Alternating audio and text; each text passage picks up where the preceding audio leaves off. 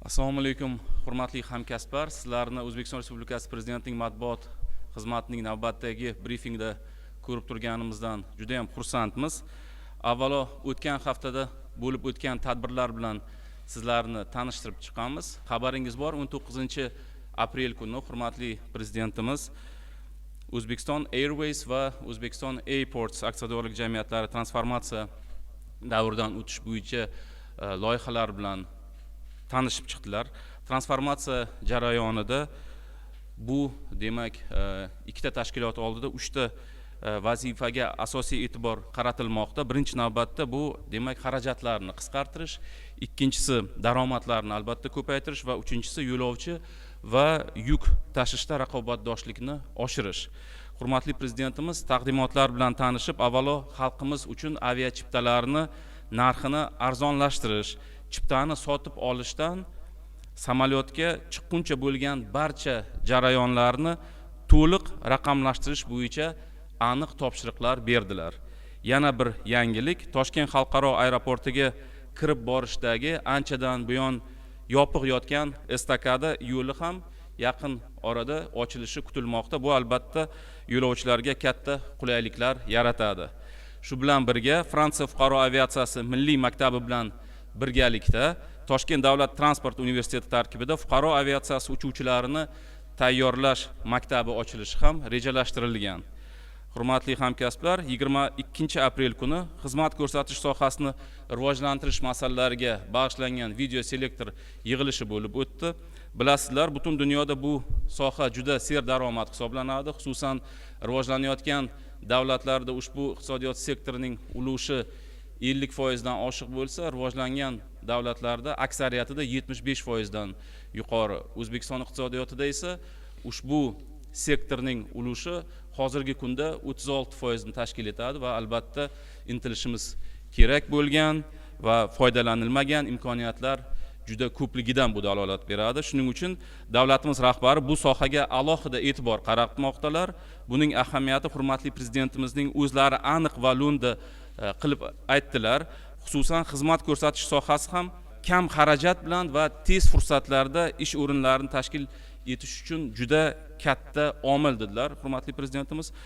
Turizm, axborot texnologiyalari, yo'l bo'yi infratuzilmasi, tibbiyot, ta'lim va boshqa yo'nalishlardagi katta imkoniyatlarni ishga solib, ish o'rinlarini keskin ko'paytirish bo'yicha yig'ilish qatnashchilariga va demak barcha mutasaddilarga aniq topshiriqlar berdilar. Buning uchun byudjetdan va Milliy bank tomonidan tadbirkorlarimizga jami 500 million dollar yo'naltiriladigan bo'ldi. Bu albatta xizmat ko'rsatish sohasini rivojiga katta turtki va stimul bo'ladi. Hurmatli hamkasblar, 23-aprel kuni Juma kuni O'zbekiston Respublikasi Prezidenti 6 ta xorijiy davlatning va Yevropa Ittifoqining mamlakatimizdagi yangi tayinlangan elchilaridan ishonch yorliqlarini qabul qilib oldilar. Ushbu davlatlar bilan hamkorlikni rivojlantirish bo'yicha ilgaridan yo'l xaritalari ishlab chiqilgan edi. Yo'l xaritalarida ijtimoiy iqtisodiy hamkorlikni yangi bosqichga olib chiqadigan ko'plab loyihalar kiritilgan. Vazirlik, idora va hokimlarga mazkur elchixonalar bilan yaqindan ishlash bo'yicha prezidentimiz aniq topshiriqlar berdilar. Marosimdan so'ng prezidentimiz mamlakatimizdagi diplomatik missiyasi yakunlanayotgan Tojikiston Respublikasining favqulodda va muxtor elchisi Sodiq Imomiyni qabul qildilar. Davlatimiz rahbari ikki tomonlama munosabatlarning bugungi yuksak darajasiga erishishdagi katta xizmatlari uchun elchini O'zbekiston Respublikasining faxriy yorlig'i bilan taqdirladilar va Sodiq Imomiyga yangi tayinlanayotgan yuksak lavozimida omad tilab qoldilar. Prezidentimiz o'sha kunni o'zidayoq tushdan keyin Toshkent shahrining yangi korxonalar va poytaxtdagi obodonlashtirish ishlari bilan tanishdilar. Birinchi obyekt hududiy elektr tarmoqlari aksiyadorlik jamiyatining elektr energiyasini hisoblash markazi edi. Bu markaz haqiqatdan ham zamonaviy, eng rivojlangan davlatlar darajasidagi markaz. Butun mamlakatimizdagi elektr tarmoqlari kaftdek ko'rinib turadigan katta markaz yaratilgan. Bilasiz, ilgari qanday bo'lardi? Kimdir transformatoriga o'g'rincha ulanardi, qaysidir mahallaga buning oqibatida svet yetib bormasdi. o'zi umuman tizimda bunday olganda juda ko'p o'g'riliklar, uzilishlar ham ko'p bo'lardi. Hozir bu yangi tizim orqali qayerda noqonuniy ulanish bo'lsa, shu zahotiyoq markazdagi kompyuterlarga ma'lumot keladi yoki biron joyda avariya bo'lsa ham avvalgiday elektr idorasiga telefon qilish shart emas.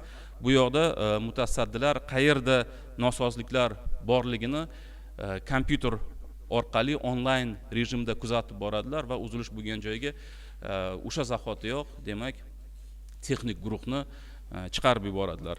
Yana bir muhim tomoni, ushbu aqlli tizim o'rnatilgan natijasida yiliga turli sabablarga ko'ra 2-3 milliardgacha kilovatt-soat elektr energiyasi yo'qotilmaydigan bo'ldi. Endi bu qo'shimcha quvvatlar elektr taqchilligi kuzatilayotgan, demak, hududlarga yo'naltiriladi.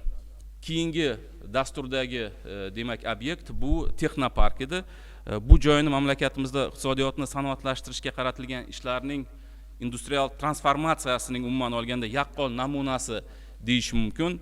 Bilasizlar, bu yerda sobiq Toshkent aviatsiya zavodi bo'lardi. Oxirgi paytlar uning bloklari tashlandiq holga kelib qolgan edi.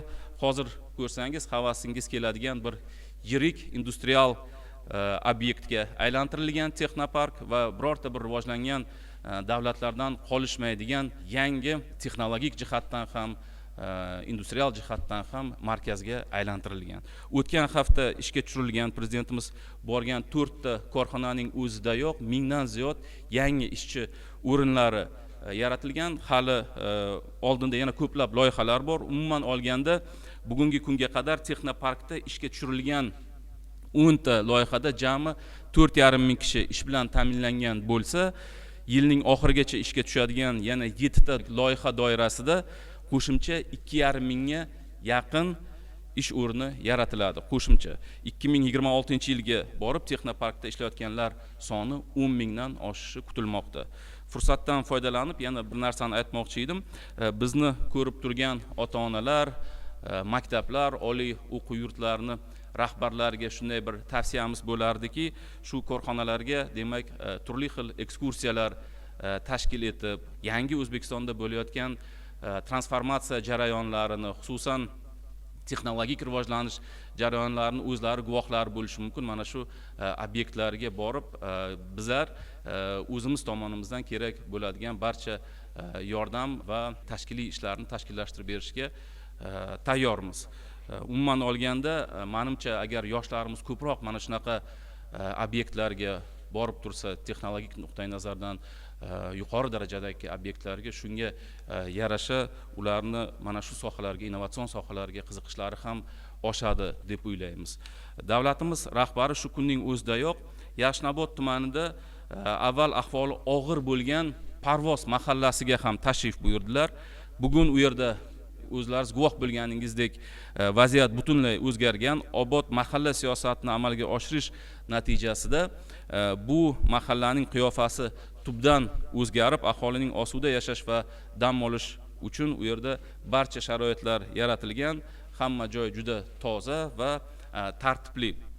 Hurmatli prezidentimiz mahalla bo'ylab yurib obodonlashtirish ishlari bilan tanishdilar va nuroniylar, ayollar, bolalar bilan suhbatlashdilar. Juda bir iliq va samimiy suhbatlar bo'ldi.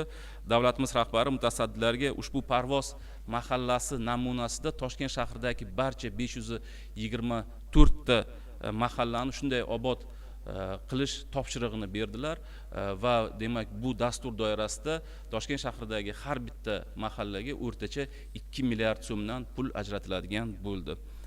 Hurmatli hamkasblar, demak bu hafta ham ko'plab tadbirlar va masalalar muhokamasiga boy bo'ladi. Shular qatorida demak qurilish materiallari sanoatini rivojlantirish bo'yicha video selektor yig'ilishi rejalashtirilgan. Unda demak ikkita asosiy yo'nalish, birinchisi bu ichki bozorni qurilish materiallari bilan yetarlicha ta'minlash, energiya samaradorligini oshirish orqali narxni tushirish ko'rib chiqiladi va ikkinchi eng asosiy yo'nalish bu import tarkibini o'rganib, ularning o'rnini bosadigan sifatli mahsulot ishlab chiqarishni tashkil etish. Buning uchun yangi investitsiya loyihalarini shakllantirib, korxonalarni qo'shimcha qo'llab-quvvatlash masalalari muhokama qilinadi.